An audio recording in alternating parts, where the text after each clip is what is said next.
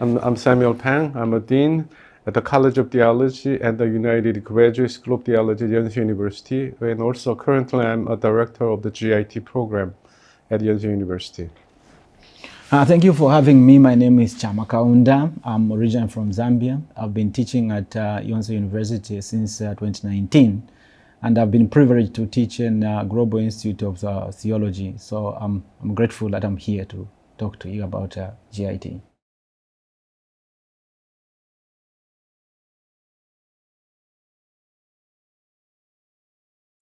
Again, thank you so much. I think this is a very important question. GIT is not just a space where we are doing theology, but is something that is very important within the Korean church. It was conceived in 2013 in Busan when the Korean church stood to give GIT as a gift to the global church. So GIT is a gift of a Korean church to the global church or to world Christianity in that sense. So when it started now, finally, it was inaugurated in 2015. And since then, we have had a number of students who have come through to study their postgraduate PhDs and masters. And a number of them have graduated. Over 50 students have already graduated. And you can see that number, we are just under 10 years as an institution. But one thing that is distinctive about GIT is the location itself. GIT is located in Songdo, a new international city, high-tech city, which works as a platform for equipping students. So this is a hopeful city. It's a city of the future that also helps students to think beyond the past, that they can actually develop and transform their own spaces and communities. So this is, in a nutshell, this is what GIT is all about. And as for our Yonsei University, I mean, we as a Korean church has received so many gifts from all of the world during the colonial time, during the developmental age period of the Korea. And this is the way we forward by saying thank you to the world churches by establishing a GIT at Yonsei University. Because Yonsei University was founded by American missionary in 1885. This is a way to say thank you to the global church.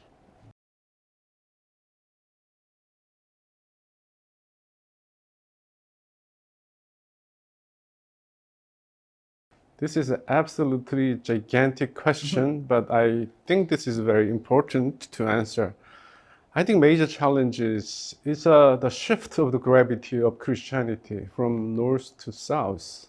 And this is a great opportunity to start a new theology with the equal partnership with every churches. So every voice now will be heard and counted, not as a periphery, but now the playing field is set. So this is a great opportunity. Than ever before, this is a great opportunity to study theology in the global setting. What do you think? Yeah, absolutely. I totally agree with you. I think picking it up from the shift itself, I think it's a most important category of thinking with Christianity today.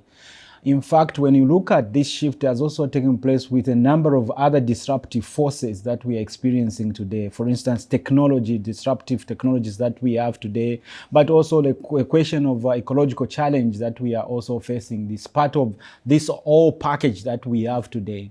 So what we are seeing within this is a question of how do we do Christianity? How do we engage in theological education? How do we engage people on the ground? And the key question again that has risen from this is the marginalized, because Christianity today is not in the hands of a powerful, but is found in the hands of the majority who are marginalized, the women and the people who are struggling with poverty and other issues. So these are challenges, but there is another thing that we can add to this, the very interconnectivity that has taken place. So Christianity is shifted in the context of interconnectivity of the world, which at some time people were calling it the global village, but no, we have shifted now from that as well. But what we are seeing now is that with this interconnectivity that we are experiencing, we have become more aware of the challenges, the questions of justice, the corruption in many places, the bad governance, the question of economic inequalities. So there are all these challenges. But in the end, these are also opportunities to rethink our theology, to rethink how we can shift from the previous ideas of faith, of Christianity, to new models of doing these things in the context that are shifted. So that's what I think as well. I mean, as for the theological education, it seems we need new syllabus, new curriculum, because there is a new question, new issues arising from the horizons. So to answer that, we need to readjust, we need to sometimes scrap old curriculum, we need to rewrite the whole syllabus for new people, new age, new question, new voices. So all the new voices, marginalized voices, the women's voices, will be heard in this theological curriculum. This is a new beginning. Yeah. We need a disruptive curriculum, in other words, I think.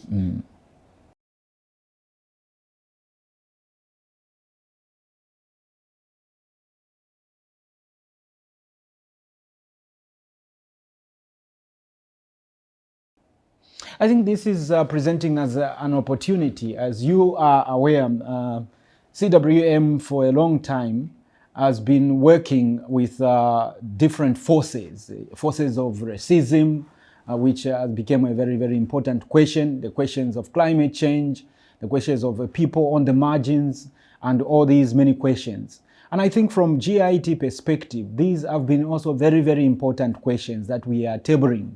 So in fact, we are partnering, not necessarily in terms of spaces, but in terms of the people who are struggling. They have become the most important space for us. How we give education, CMW coming into this question, and transforming communities for the new world that we are looking forward to. I think those are things that we are thinking around. And also, and it seems the theological education, especially within the university, seems to stand alone, kind of apart from the life of church. But by having a relationship with the CWM, like a churches, the university and theological education is linked, connected to the life of the church, then we could be more relevant. We could be challenged by these issues that rise from the churches. So I think it is really good partnership that we've been waiting for. Absolutely.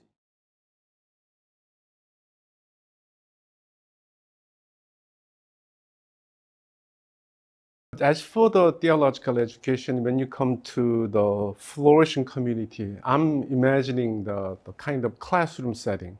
How can we make this classroom life flourishing?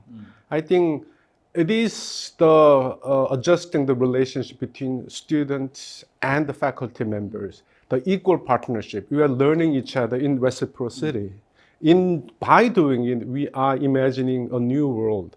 It's just not happening in our mind, but the life itself must be based on that teaching.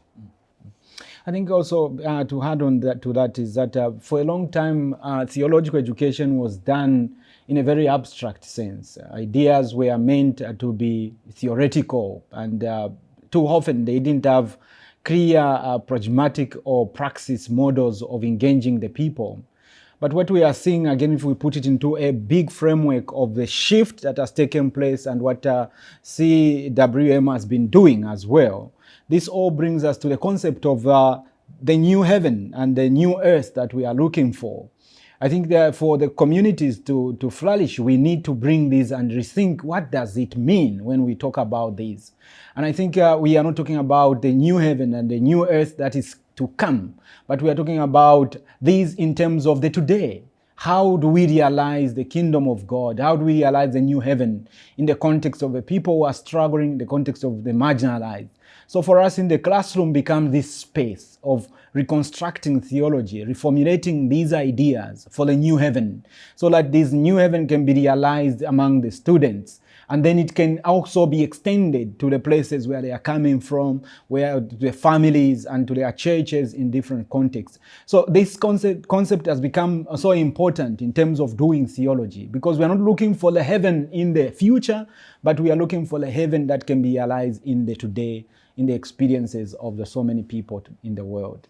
I mean, in the same way, I think within this classroom, I think we should be able to experience in peace and justice the real life. while we're having a conversation, each other, I mean, the classroom must be the place of healing, reconciliation, and conversion. This is a place for conversion, becoming a new person. So I think this flourishing idea is very, very important in a theological education. Absolutely. I think we can no longer just do theological education for its sake. We are doing it for life, for the transformation of life, for the flourishing of human life, but also creation itself as a whole as well.